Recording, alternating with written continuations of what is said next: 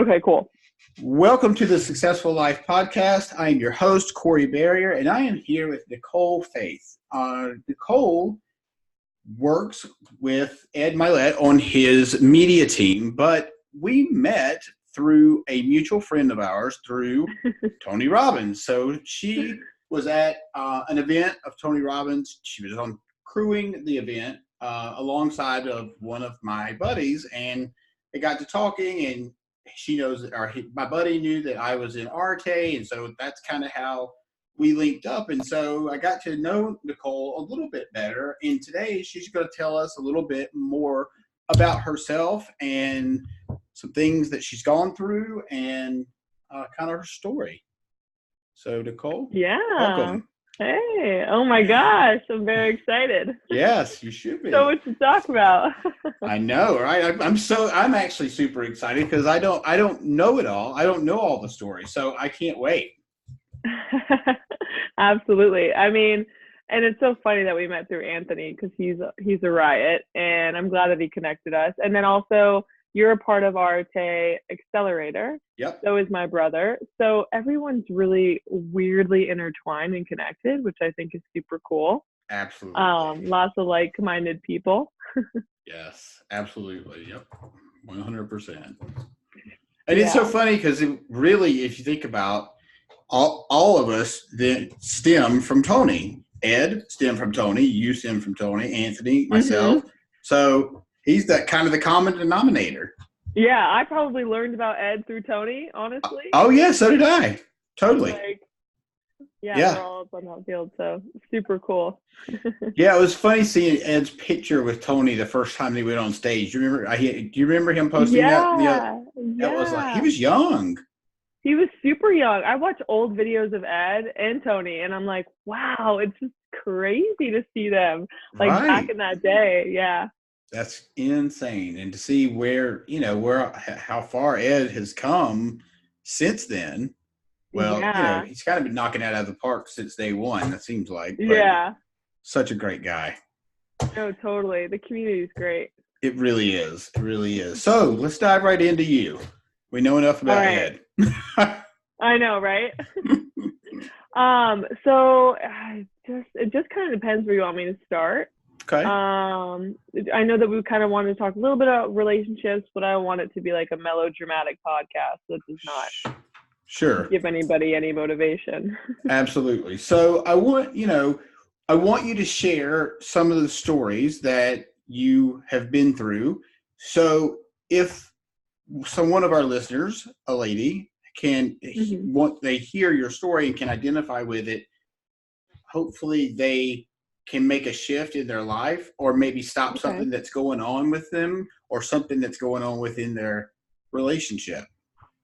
Okay, absolutely. Yeah, no, and I'll probably just tell it from a space where this is maybe something that I would have benefited from hearing. Absolutely. While you're in it. So basically, I've been into self-development my whole life. My parents were very intertwined with Tony Robbins. They went to one of his first events where there's 200 people. So I grew up, with the books around me, the affirmations, all of it. It wasn't until I turned about 19 and I was not sure about college. I was just kind of in a weird space in my life. And I decided, all right, for the next year and a half, I'm going hard. I worked 3 jobs. I got my way through. I was at community college at the time. I was all on my own, busting my ass. And I was incredibly I was in the best place of my life when I turned 21. And that's when I met this guy. Hopefully I don't say his name. It might just roll off my tongue. Whatever. Yeah, so he had grown up in my town. He was, I kind of watched him from afar. He was 4 years older than me, played pro baseball. He was just the guy. But his reputation was weird. It was you either loved him or you hated him. And so when we ran into each other, when I had turned 21, we were at a bar, we just clicked instantly. And it was, looking back on it now, it was definitely a toxic-based relationship. And I think that's why I was so passionate at first. We had so much chemistry, but we had good intentions. And I think this is what I was troubled with for a long time is that our intentions were clean. We didn't drink together for the first like couple months after he got sober because he was an alcoholic. That's, a whole other thing, but essentially he decided that's what he was. So we were sober. We didn't sleep together. We did the vision boards, the goals.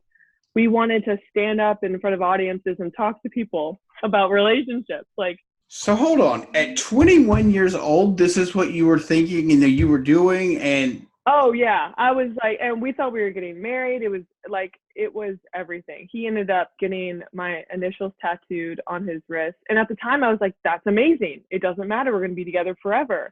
And then it was like, I didn't, and everyone kind of, if you've been in an issue-based relationship, one that has a lot of toxicity, you look back and you're like, wow, there were definitely red flags there. But I was so in it that I couldn't really see what was going on. And so he started, one of the things that I regret is he decided he was an alcoholic and then he wasn't, and then he was, and he would go back and forth. And I was with him when he had his first drink after being sober for a while. And ever since then, it just kind of trickled down, and he would get more and more drunk, and the drunkenness turned into him being angry and fighting, and a lot of his manipulation and abuse, like verbal abuse, started to be about my past and who I had spent time with. And it's weird looking back on it now, because I see why he was put into my life, because I was challenged. He challenged me in the ways where I should have stood up for myself and shown him and shown myself that I was worthy of something better than that. But he triggered me in such a way, he hit me at like the exact painful points that I knew would hurt me. So anyways, that kind of, kept getting worse and worse. And it wasn't until about a year and a half ago, not this last May, but the May before, we had our huge blow up.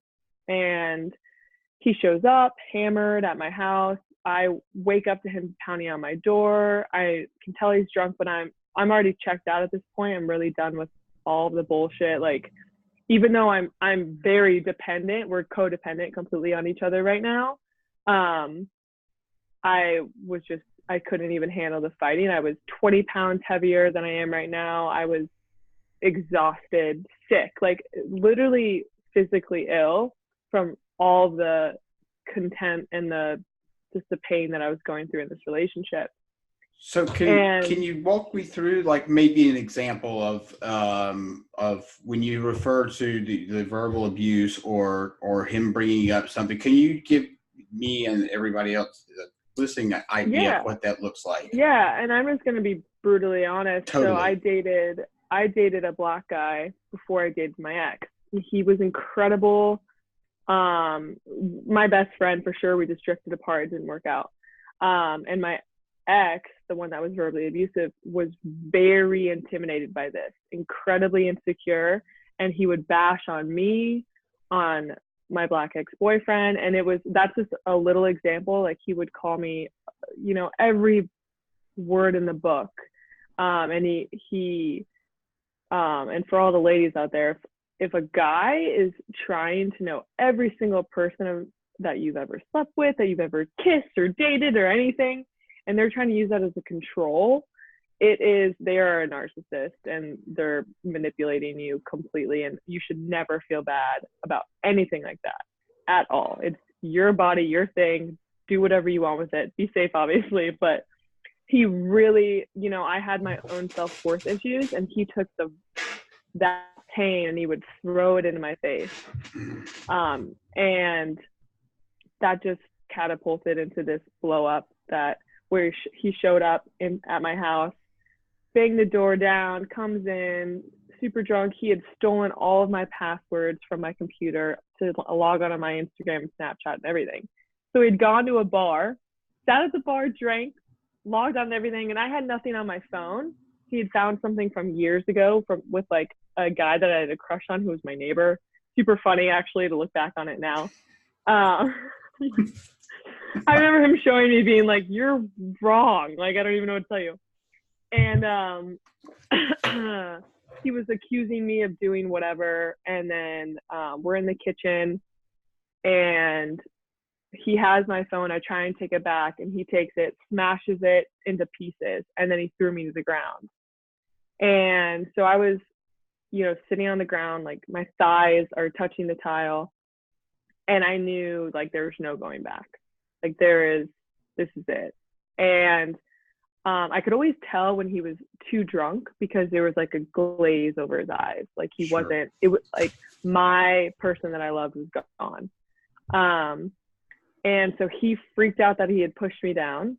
But I'd heard his reputation did have stories of him hurting people in the past, hurting women in the past. So I didn't really know what to do with it or how to take it. He left and I crawled over to the front door to close it. And I actually ended up seeing my mom's book that she had written. She wrote a memoir on our family. And I remember picking it up and thinking like, I just want to hear my mom's voice. Like it's 2 a.m. I have no way of contacting anyone. I'm in a house alone. I don't know where my ex is at this point. I don't know if he drove away, hammered. And then he actually comes back in. And long story short, he freaks out about hurting me, smashes his phone. So there's no way of using his phone to contact anyone. He destroys my living room, throws the coffee table, everything. And I end up hugging him. And my instinct was to try and calm him down. Like maybe if I can just get him relaxed and feeling like tomorrow we'll wake up and talk about it, it'll be okay. So I lay him down on the couch thinking he'll black out. I go upstairs and I'm on my computer trying to sign on to iMessage to get anybody into contact with me. And because at that point too, I still was like, I don't want to call 911 and to get him in trouble. Like that was my fear. And everything was dark. I heard him coming up the stairs. I could hear his ankles clicking because they always would like snap. And he walks in and I'm sitting there and I put my laptop under my bed and the moon is kind of like shining in. I can't really see him. And he goes, "Did you sleep with him?" And I'm like, "Who? Like, what are you even talking about?" And he's like making shit up in his head. And he turns and he's holding a huge kitchen knife. And I'm just sitting there on my knees, like yelling. Like I didn't know if he was going to hurt himself or if he was going to hurt me. My adrenaline was like, I'll never forget it, like clear as day. It makes I have like heart palpitations thinking about it. But he ended up taking the knife by God's grace and smashing it into the dresser. And it stuck in there and his hand slipped and it completely cut his hand open. Ooh. So there's blood everywhere. He's screaming at me to take him to the ER. I ended up taking him. We went in when it was dark. We left at like 5 a.m. when it was light outside. And then I took him home to his parents' house. And then I texted my parents on my computer later that day and I said, I don't know what to say right now. I just need to go home. Or I need to go to Dallas, where you guys are. That's where they live and I live now. And they got me a ticket and I went home. And so I was in Dallas for the summer. I went back in August to finish school. And we reconnected. He was sober again. I was still struggling with my own self-worth issues. This was my mistake. But I missed him. He was my best friend. And I had to go through my own process of losing that. And he was doing well until he called me on a Monday and he said, he's crying. And he goes, "I got a DUI." And I go, okay, we're done. Blocked him on everything. And I was like, he needs to get away from me. He ends up going into rehab for like a month, but he could only go for 5 days because his insurance breaks or whatever. He gets out, shows up at my place with another tattoo, and it's Roman numerals of the day that we met. And that's when I feared, okay, maybe this is like something's happening here. Like he's I don't want to say obsessive, but he's not thinking clearly. He's not thinking clearly. And also I want to say he had his own demons. We all have our own demons. We all deal with things differently. Him losing me was him losing his identity, and he was pulling at every straw to keep us together. And it was incredibly painful to continually push him away, but that was just something I had to do.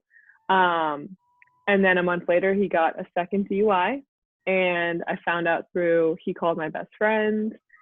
I continued to block him off, and I waited as long as I could to get a restraining order because I didn't want him to deal with any more legal stuff. I was like, I don't want to be the one that puts him in jail, but he just wouldn't. He was everywhere. He was at Whole Foods. He was driving by me. He was at the library. He was at the parking garage.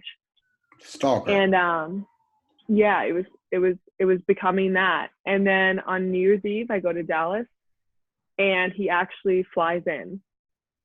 And my whole family's really alarmed at this point. They're mad at me because I've waited so long for the restraining order just in general. And I didn't see him in Dallas, but my dad did. And he basically was like, you got to stay away.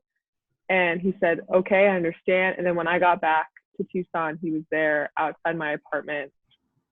And the next day I went to the courthouse and I got the restraining order.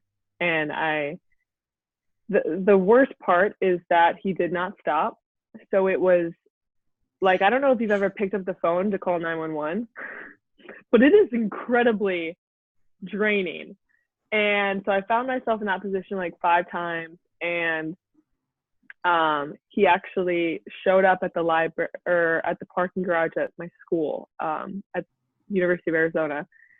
And he seems different. His eyes are like bloodshot when I first start talking to him. He's really like, he doesn't understand why I got the restraining order. It's just nothing's clicking. And we continue to talk, and I kind of say, this is it. Like, this is your last chance. Like, I'm not going to call the police, but please stop. Like, please. And he smiled at me. He hugged me. He told me he loved me, and he said goodbye. And then the next day I woke up, and I was grateful that he hadn't reached out and he had listened to me until his mom actually called me at like 5 a.m., 6 a.m. She goes, Nicole, I want you to know he's in the hospital. He tried to kill himself. He's going to be okay, but we know that he's going to call you and he's going to ask you to show up, and we're asking you not to.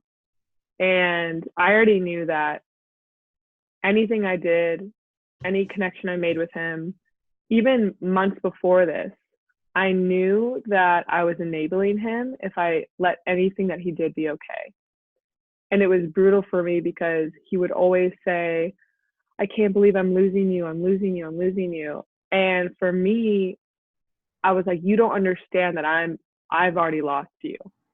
You put me in a space where I've had to completely push away the one thing that was everything to me, regardless of it being toxic and abusive at times. Because it's hard too when you love someone who's an alcoholic. You love them when they're sober, when they're their true self. And when he was drinking, he wasn't mine. And it was hard to compartmentalize what was real and what wasn't. So after the suicide attempt, I ended up calling my parents. And since he had broken the restraining order at school and he had broken the restraining order at my apartment, I was able to break my lease and then finish all my classes online, which was incredible. So how did he try to commit suicide, just out of curiosity? So he shot himself, and he shot himself. He said he was aiming for his heart, and it went through the flesh of his left shoulder. Yeah. Shit. Okay, yeah. So he actually really did try, I think, it sounds like, to kill himself. Yeah. or took a really bad wound to try to prove a point. That was Yeah. shit. Either way, I thought I, you know, there is no the state that he must have had to be in, that much suffering is, I felt awful regardless. And that's just, because it doesn't matter. I hate that if it was a cry for help or if it was I want her to see how much pain I'm in, regardless, I I knew he was in pain. And I also knew that anything I did to come close to him was just going to continually make him worse and put myself at jeopardy. Because I got to a point where I was like, I don't trust, it's not that I don't trust him and his true self and his heart. I don't trust whatever is going on with the chemical imbalances of the depression, anxiety, alcohol, and anything else he was doing. So I had to be logical about it. And I basically packed up all my stuff in like 3 days, and I left Tucson and I moved to Dallas. And when this is kind of where Ed comes in, is the first 3 months before me moving, I listened to Ed every morning. And part of it was he motivated me, and part of it was he was just this voice that I could get completely distracted by. And I just was like, oh my God, Ed Milet, like he was my guy. And so I'm sitting in my apartment with boxes all around me about to drive to Dallas.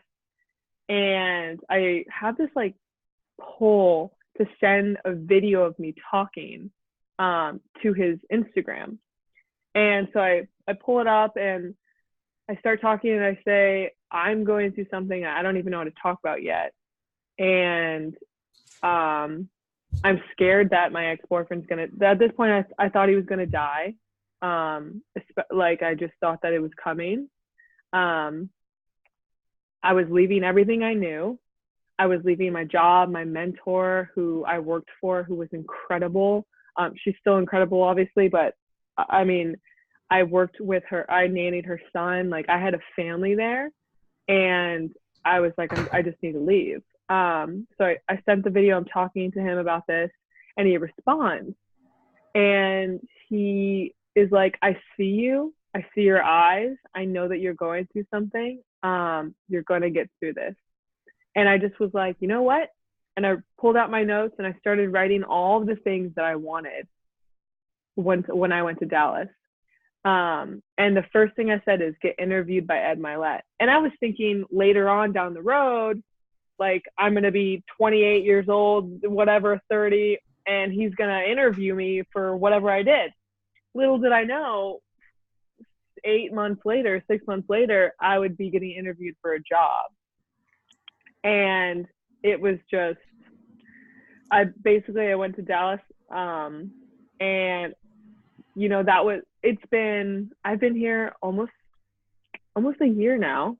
It's been a crazy fast year, full of shit. I mean, just so much stuff, because when I showed up in Dallas, I felt like I had just gotten out of a gauntlet. Like I was broken to pieces. I had a broken heart. I felt hopeless. I wasn't hopeless. I felt hopeless.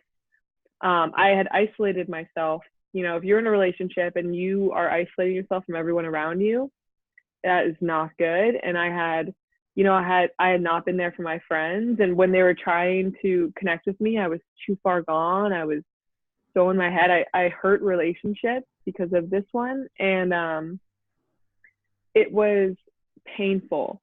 Every day I woke up for 5 months in tears, because I didn't know how I was going to get through. I didn't know how to really carry myself and heal. I was, I've been through things in my life before, but this was the first time I questioned my resiliency, and that scared me.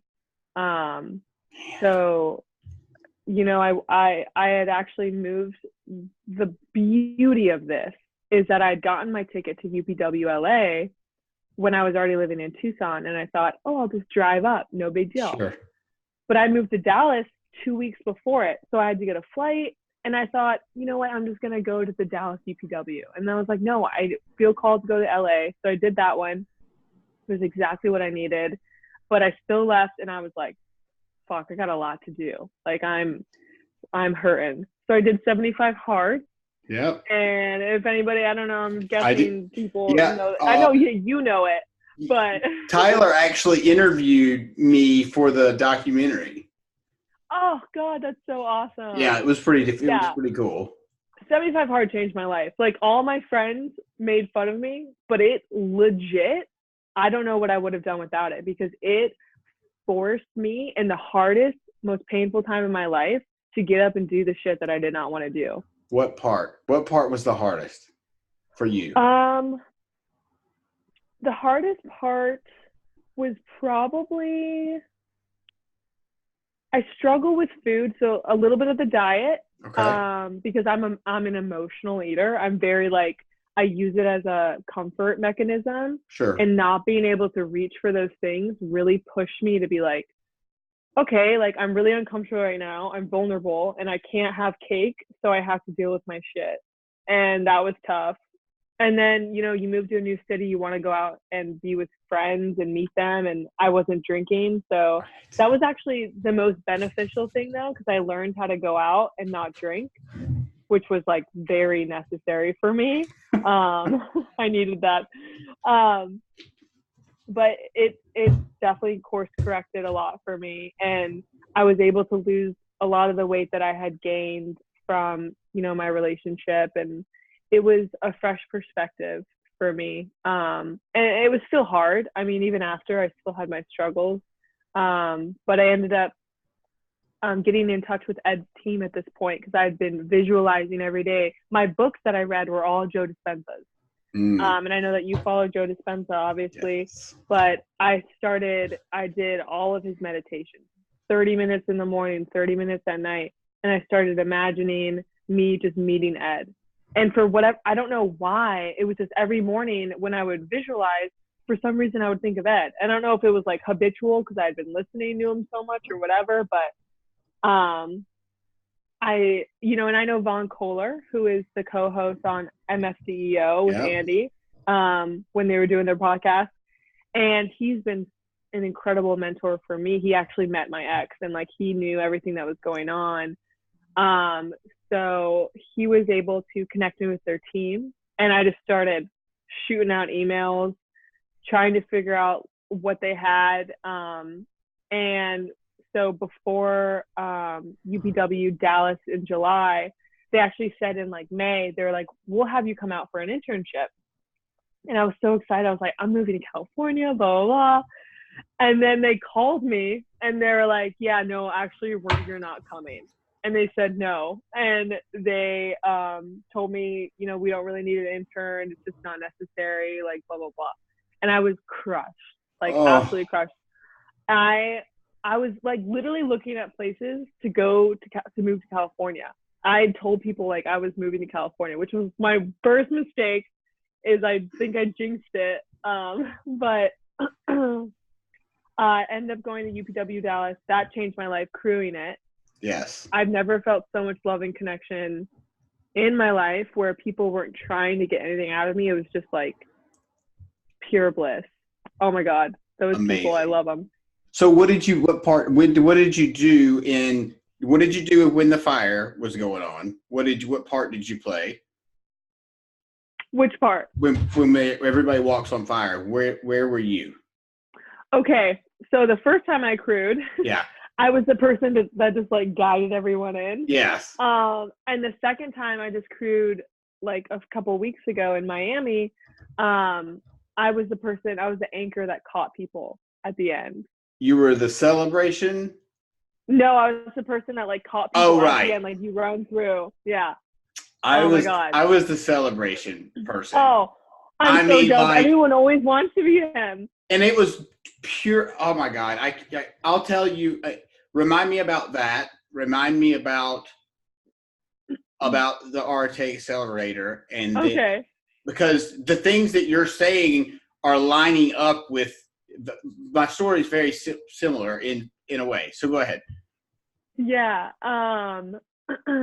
No, so then after UPW Dallas, I was like, you know what? I was like high on life. Like was crying tears of joy because I was like, I cannot believe I've changed this much and I'm doing this much better in this much time. Like, so I called him again, and my brother Clint, who is a part of RSA Accelerator, he's like oh my God, he's my guy. He's like my best friend.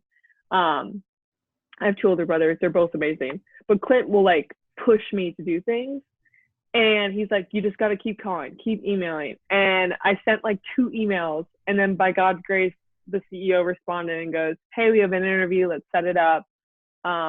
It's for this position, blah, blah, blah. And I'm like pacing, but like for an hour before it, like I have all my notes out everywhere. And then I got on the interview and it was like free flowing and great. And I got the job on the spot. And how did you feel when you got the email that you were getting the interview? Like walk me through that. I was like, I'm connected. I'm in the vortex right now. I'm in the quantum, I'm bringing that in. And I trusted every time I feel afraid of opportunities that come my way, I kind of can step back and say, even if I'm scared, like there is a reason that it's my opportunity in the first place. And I wouldn't be given it if I couldn't handle it and if I couldn't do it. And if an opportunity comes and I fuck it up, then there's a reason that I fuck it up because I'm going to learn something from it. And the thing that I take pride in is that I don't think I get scared of fucking things up. I think my fear that I've always worked on and I'm still working on to this day is getting to the very, very top, having that love, having that career, having your dreams fulfilled, and then losing it. Yeah. I think that's something that I fear. Not so much anymore, but that was, something that I worked on at the Tony Robbins events is, we self-sabotage and keep us from getting to certain spaces because we're afraid that once we get there, it's not that it won't be fulfilling, but it's that it'll be so amazing. The fear of losing it will take over. Yeah. And, that's just something that it's almost like you just got to go with it because then you lose it and then you try again. It's like, it doesn't, everything's fine. Everything's always fine. Yeah, for sure. I've learned that through many, many struggles. Right. I mean, it's just, yeah. So anyways, then I get the job, start working for him. And they said that they had a work meeting and they're like, we get it. You probably can't fly out. And that day I was like, what's the cheapest flight that I to go out there? And to this day, like I told them, I was like, yeah, I'm going to go out there for work, but for some other things. But really like my whole vision was like, I'm going out there. I'm getting to the production days. I'm meeting Ed and I'm putting face to face, like doing this. And he met me and it was an honor. I mean, it's like meeting Tony Robbins. It's like the person that I'm like, you had no idea that for months and a year you've been changing my life. Yeah. And like it's a beautiful thing. And for what he said to me, he really liked me. And I just got promoted. I just I'm starting to do more in the field, and I don't think media will be long term for me, but the world that I'm in is the world that I want to stay in, the self-development motivational. So I could not imagine a perfect opportunity for me. Sure. Yeah. So video you sent him? Yeah. So wow. When we had our meeting, he kind of looked at me and he was like, when can you move out to California? And I'm like, okay, well, like I would love to, moving pieces. And he goes, so what's your story? Like, give me a 2 minutes of you. And I'm like, oh my God, and I basically just said, I sent you a video. And I was like, I don't know if you remember. And he stood there and he looked at me and he goes, holy shit, I remember now. And he was like, I was sitting there with Christiana, his wife. Right. And he was like, I showed her the video. And he said that in the DM too. He was like, I just showed this to my wife and like, we see it. We see like your eyes and stuff, because Ed talks about the eyes and how if you've, gone through something, and people just have different eyes, they're softer, more compassionate, and a gift and a curse. But that's so true. But yeah, it was surreal. It was surreal to stand at his house in Laguna, having seen it on all the interviews. Sure. And I just stood there and I was like, all right, I'm on the right track. Like I'm getting there. So yeah. That's fast forward, here I am. Incredible. That is absolutely, that's like most people's dream to an extent. Yeah. So that's phenomenal. That is so cool. So to really quick, so the guy is no longer, he has not contacted you. He's made it through shooting and all that stuff. No, it's weird. I went to Arizona because one of my best friends was getting engaged. And I think after a relationship ends, you go through like the 5 stages of grief. And for so long, I felt like I would feel all of them all day. And my last time in Arizona was the first time I had been back since I left. And it was confirmation for me that I didn't see him or hear from him or anything, that it was done. And I think I always had a hard time with the last stage of grief, which is acceptance, because I didn't want to let it go. And I didn't want to let it go because a lot of it was beautiful. I wouldn't have been in it if it didn't have its beautiful moments. And I think that's where people get tied up with abusive or toxic relationships too, is the moments that are good are exhilarating and the moments that are bad are truly damaging. And sometimes we become addicted to the drama and stuff like that. But I actually sent him a letter when I was in Arizona. I haven't talked to him since. And I just said my piece, and he never responded, which I'm incredibly grateful for, because I think he's probably at a place now where he's like, all right, I can respect, where she's at. I think he got his help and he's hopefully doing his work. But I was able to say my piece, and I was finally like, all right, it's done. It's just an experience now. I used to get choked up telling the story, and now it's just a story, and I am grateful for how bad it was, because I would have never left. If he was just a regular alcoholic, I would still be there. I'd still be in that situation. I would have never gone to Dallas. I would have never crewed and met the amazing people, never worked for Ed. I mean, every single thing, even the worst things, I can look back on now and say, oh, I get exactly why that happened. Yeah. And I'm lucky, I'm blessed that it's even come to me so soon, where I can have that acceptance and that understanding. But I think it comes for everyone at some point. You'll look back and be like, that's why. I get it. No question about it.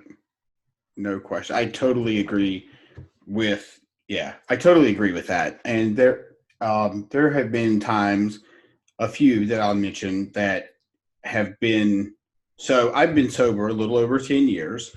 I don't claim to be an alcoholic, because I have interesting views on that. I agree with you, but go ahead.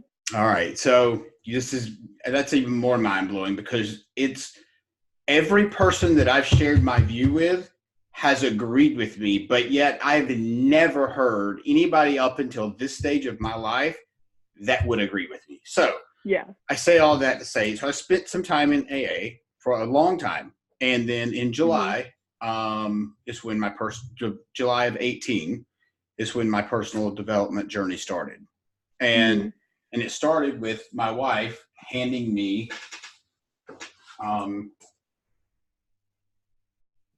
Oh, that's awesome. So like, because I was running, I had a hormone replacement clinic, so testosterone replacement clinic. Oh, awesome. And I was not a grateful person. I thought I was, I guess, but clearly I wasn't. And now looking back, I really was like kind of a shithead. And so, Happens. yeah, so I started on my journey with that and then listening to Tony. And I would listen to Tony for probably 3 hours a day, kind of like you with Ed.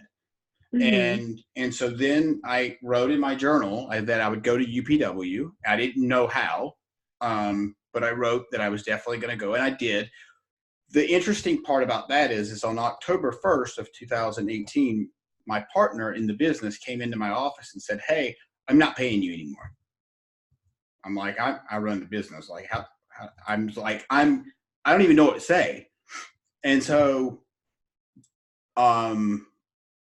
so two things. One, he's basically saying, I'm kicking you out of the business. And I'll get to why in a moment. Um, and the second reason was I was supposed to buy my ticket to go see Tony. And I had, like you, I knew I was going. Like there was no question I was going to UPW. But without getting paid, I really, at that point, I didn't know how that was going to happen. Mm-hmm.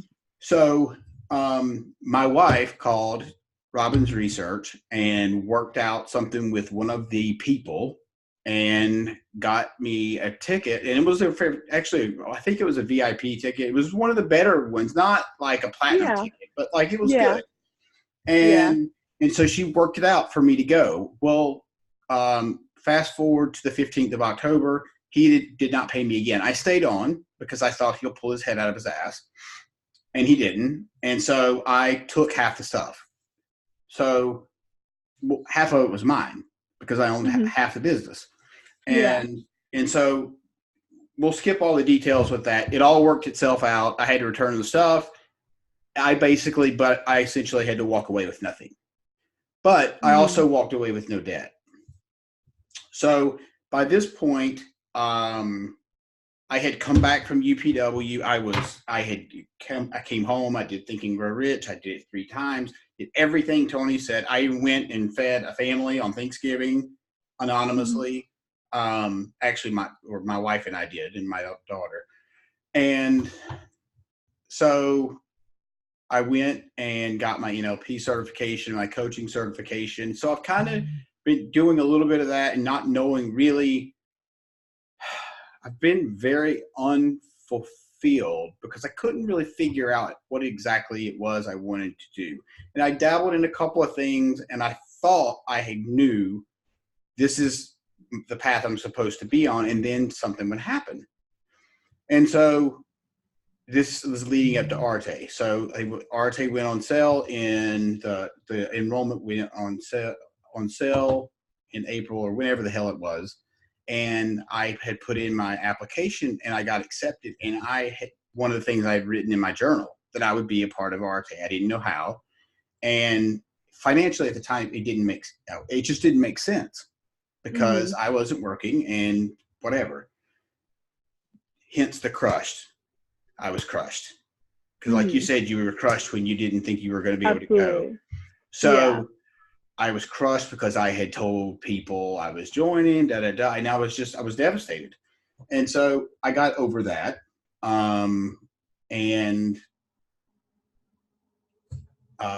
What was the next thing? So fast forward a little bit of time, and the Arte Live tickets came on sale. And I told my wife, she's like, well, we'll have to figure out and see if it works out with the finances or whatever. And 30 seconds after that, I had connected with a lot of the Arte members just because of the shirt, and I connected with them on IG. And now I've become very good friends with them. And so a guy and his wife, who were both members of the syndicate, 30 seconds after my wife and I had that conversation, Chris's wife called me and she said, hey, she FaceTimed me. Well, I don't FaceTime anybody. So I didn't answer the phone. And so my wife was like, you need to answer the phone when it rings again. And I'm like, okay. And so I did. And she said, I want you to go as my guest. And I bawled. Like, Mm-hmm. it was unreal. And I skipped one part. When I went to crew in Los Angeles, I was on the food team, and the day Tony came out, which is Thursday always, I was done with what I had to do. And so I was standing by like the curtain, the stage was here. I was standing by the curtain, and this guy came over and he said, I need you to turn your shirt inside out and come with me. And sit in CIS? I was a filler. So I got to sit in that section for 3.5 hours. And I sat literally 6 feet from Tony. And sitting there, it was that surreal moment. And I tears rolled down my face. And I met Jarek, and which Jarek's coming on my show next. Oh, that's awesome. Yeah, next month. And so that was one of those times that I just sat and I had to just be present because it was such a powerful moment. Mm-hmm. Well, another one of those moments was when I went to RT Live, and I went out and I met Andy, and I know Andy through Ed.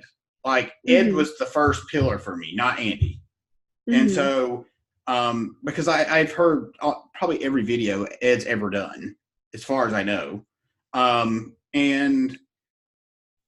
so, one of the, so it was just a surreal experience, and I got to meet some really amazing people at the event, and I got to go with people that brought me in with like the people that pay a shit ton of money to be there. Mm-hmm. And I was just surrounded by the most awesome, just the greatest people. I didn't get to meet Ed. I really thought I was not yet. Ed, but I didn't get to meet Ed. I did get to meet Andy because I went out to First for him, and Vaughn, of course, I got to meet him, and I already knew Tyler because he had come in and done the video. Yeah. And so I feel like there was a third thing that I was going to tell you.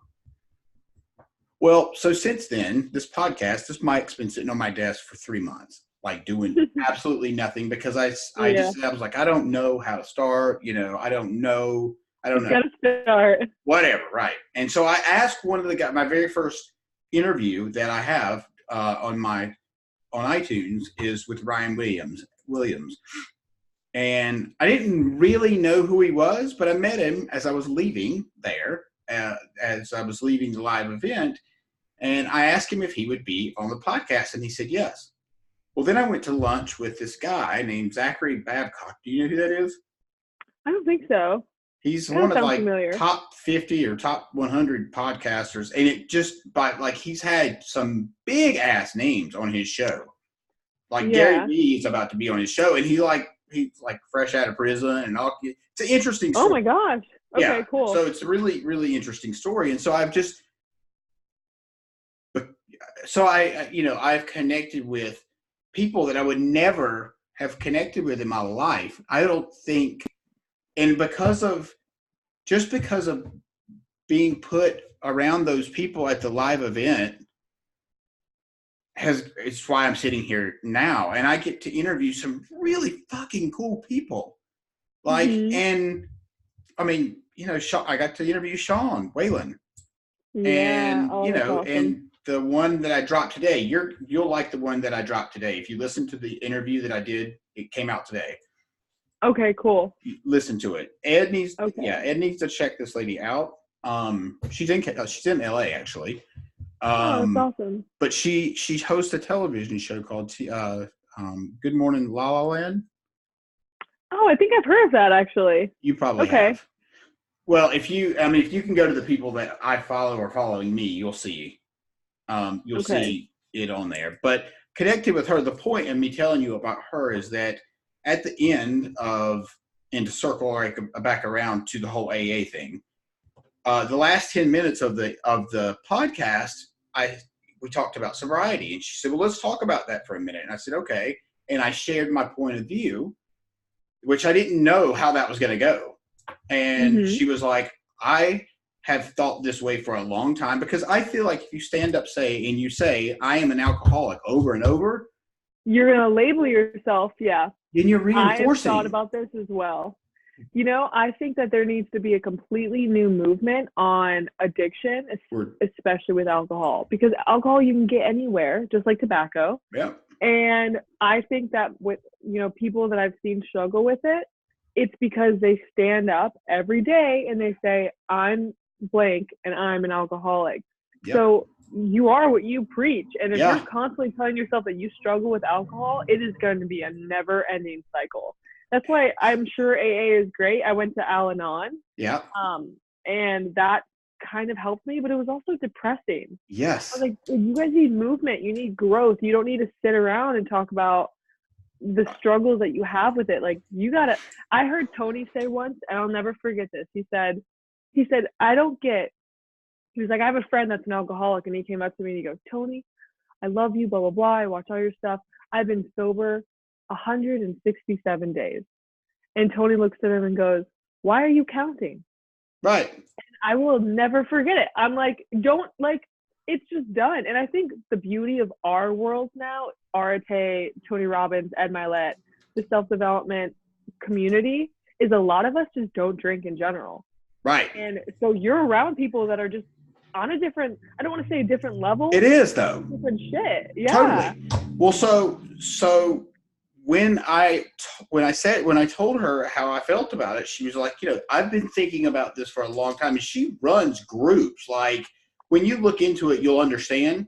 So she asked me, she said, I want you to partner with me to start under her trademark name, a recovery group. And she was like, it's going to be different than AA. And so for her to ask me to do that was pretty cool because she's already got quite a following in 3 different areas. She's getting, I mean, when you look it up, you'll see her name is Dr. Aaron. So, okay. So the whole point of me telling you that is that all of this happened because of writing shit down in my journal, because of, writing things in the future or whatever. And knowing that I have a bigger purpose, a higher purpose. I know there's something bigger for me. And I didn't go out and get a job this year because I knew if I did that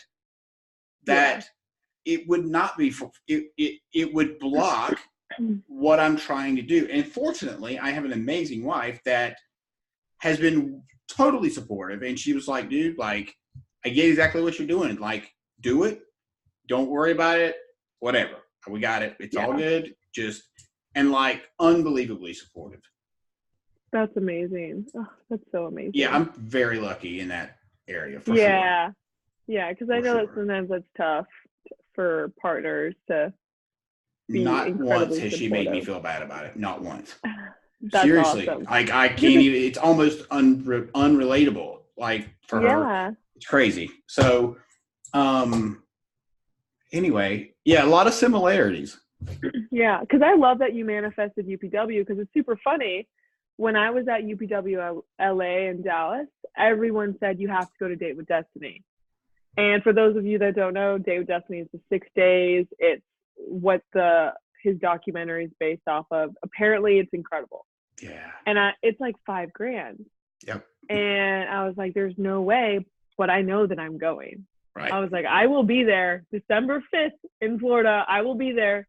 And it wasn't until about 3 days ago that I got my ticket. What? Yeah, no, and so it worked out crazy. I was an usher when I crewed, so I helped people go to the seats. So I was an usher for CIS and Platinum. Okay. So I met the most incredible people, connected with a lot of them, and when you're a Plat member, you get a guest ticket. Right. And because I said, I work for, I was, selfishly, I was like honored to be like, oh, I work with, Ed Milet, blah, blah, blah. But there are a lot of people that know him personally. Hell yeah. So I was able to get a Plat guest ticket for $3,500. I had saved, basically it's all my money, but I just feel so called to be there and to grow in that way. I think it's going to shift I'm already on like this. I'm already changing. I'm like, this is going to completely catapult me into a new direction, and I'm like so excited. You are so right, and this is exactly this is what you need. Like, this is for you personally. This is exactly what you Yeah, need to go and do, yeah, because it's going to soothe a lot yeah, of uh things that may seem healed, but maybe are not quite healed. yeah. That with a little salt, it feels like an open wound. So, Yes. I'm all about that growth and the healing and the growth. And I asked myself the question that helped me realize I needed to get the ticket to go to Day with Destiny was, do I wish I would have done UPW like 4 years before I did? Yes. So I was like, I'm not going to wait another 4 years to make a decision when I have the money. Like, I'm going to do it now because I know that this works for me. It might not work for everyone, but I thrive in this environment. A lot of us do. Yeah. And once you drink the Tony Robbins Kool-Aid, It's over. it's over. So, not It to changes mention, the you're gonna game. be sitting with the Platt. So, like, Yeah, fuck, like, it's kind of I'm like done. what I just did. It's Yeah, the same, almost the exact same thing, yeah, because I pretty went with, much. yeah, I'm gonna absolutely. try and get an intervention with Tony. It's done. It's happening. I manifested it. I love that. You may not like it at the time. Maybe not, but He's a big dude. God, he's so big. he is. He's incredible. He really is. Funny. Yeah, he really is. That's fantastic. Was Pitbull there this time? Yeah, especially in Miami. You gotta Oh, of have course, Pitbull in right, Miami. right, Yeah, right. I think he's probably a staple at this point. That's what I I think. think so too. Everyone loves him, and he has a great story. I He's don't a know cool his dude. story. I was so tired. I was like, I'm not waiting up to go see him. Yeah, It's like, nope, I'll sleep. I'm good. yeah, and I think I've Um, seen him 3 times now, I'm sure. but Yeah, I he's just funny. Yeah, didn't. That's amazing. Well, that's fantastic. And I guess we have to thank Anthony for connecting the two of us, because he was like, dude, totally. he was like, I ran into this girl that works for Ed Miley. I was like, get me her damn Instagram. Give me Yeah. her Instagram, whatever handle. And I said, make sure before you leave that event, Anthony, you connect me with her. Oh yes, he made sure of it. He was like, my friend loved Ed, and I was like, I love Ed, so we'll have a lot to talk about. Yes, for sure. Absolutely. Absolutely. It's funny, his wife actually started following me out of the blue. Oh really? She's incredible too. Ed She's doesn't like even follow the me. kindest. Yeah, Oh, Ed, I'm Ed sure. doesn't follow me. I'm gonna give him shit. That's too funny. I know. It'll be a privilege when he does, for sure. Right. Absolutely. Yeah. It's right. Like, I light up just when he makes a comment. Yeah. Right. So, all right. Well, I guess we'll wrap up. If there's something that you can think of that you would say to someone that could be in the position that you were in, and maybe they're in the middle of staying in a relationship that they know deep down is probably not going to work out because of red flag 1, 2, and 3, what would you say to that person? If you are questioning it, if there is even a slight doubt that you think you're in an abusive relationship, you most likely are. When you're in something like that, like I said, you can only see so far. And it's going to completely tear you apart to walk away. But my self-love journey, I showed up for myself in the darkest moments of my life. And that's how I know that I love myself. That's when the journey started. So it was about trusting that the pain was there for a reason. Because once you're out, like, there's no, what helped me was when I left the relationship, I said, there's no other option. There is no other option than to never go back. And when I had certainty, when I decided I deserved more, even if I didn't know, that's when I was able to continually move forward and set free. And if I thank the girl that I was a year ago every day, because beaten down and broken she left something so dark, and she trusted that somehow a year later her life would be completely different, and it is. And I mean, it's better than I would have ever imagined. If someone told me this a year ago, I would have been like, no way. So, do you ever think about if, there's things in both of our lives, right, that have happened that are so much bigger than we could even conceptualize. Just think if we really got what we thought we wanted, it wouldn't be anywhere near as good as some of the things that we have. Yeah. Thank God I didn't get what I wanted. Right. Because you'd be married probably. Yeah. And it'd be a disaster. Yeah. Absolutely. So sometimes it's supposed to get really ugly. Sometimes shit is supposed to suck. Yeah. And if you can keep that outlook, it lessens the pain a little bit, but it gives you enough incongruency to change. 100%. I love that word, incongruency. I love it. So, of course. Yeah. All right. Well, listen, thank you so much for spending. I don't have a clue how long we've been on here, but it doesn't matter. I don't know. So, yeah. Well, thank you for sharing your story. As painful as it may have been, I'm so happy that in like 2 weeks you're going to be in fucking Florida going to Date with Destiny, because you're going to have to let me know how that was afterwards. Oh, I will. We might have to get another call because I'm sure it'll be crazy. I can't. Yeah, let's do it. I would love that. Yeah. That'd be great. All right, Nicole, thank you so much. Okay. Have a wonderful night. And yes, you too. Thank you so much. I appreciate it. Much love. Absolutely. Yeah, we'll talk soon. Okay, bye-bye. Bye.